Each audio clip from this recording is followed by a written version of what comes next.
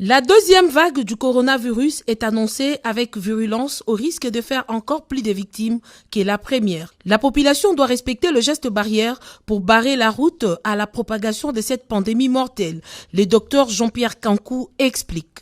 Il est certain que nous avons constaté depuis un certain temps qu'il y a une recrudescence de la pandémie coronavirus depuis un certain temps.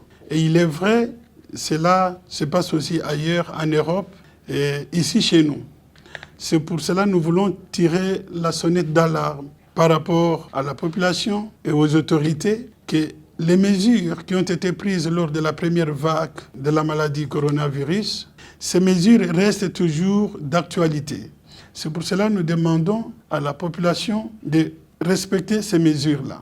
En ce qui concerne l'hôpital Semka, nous avons une unité de soins intensifs spécialisée qui est bien équipée et nous prenons en charge correctement les patients atteints du coronavirus. Nous avons un matériel adéquat, nous avons un personnel tant infirmier que médical qui a acquis une certaine expérience et qui est compétent dans la prise en charge de la maladie. Vous-même, vous avez vu lors de l'inauguration du centre, le président de la République nous a fait une grande surprise pour nous rendre visite. Tous les matériels qu'on avait pour la prise en charge, le monitoring, les respirateurs. Donc, nous sommes déjà un centre qui est prêt à prendre en charge correctement les patients atteints de cette maladie.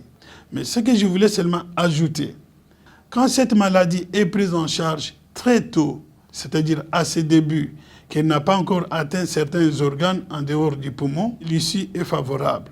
Mais quand la prise en charge est tardive, eh bien, l'issue de la maladie est aléatoire. Donc faites-vous examiner au moindre signe ou au moindre symptôme suspect de la maladie. Par ailleurs, nous avons constaté avec stupéfaction que dans les réseaux sociaux, il y a des personnes qui ne sont ni qualifiées, ni compétentes dans le domaine de la santé publique et qui font des déclarations non fondées et insensées, de nature à affoler la population et surtout les familles des patients atteints de la maladie coronavirus. De tels comportements sont irresponsables et indignes. Nous ne pouvons pas les approuver.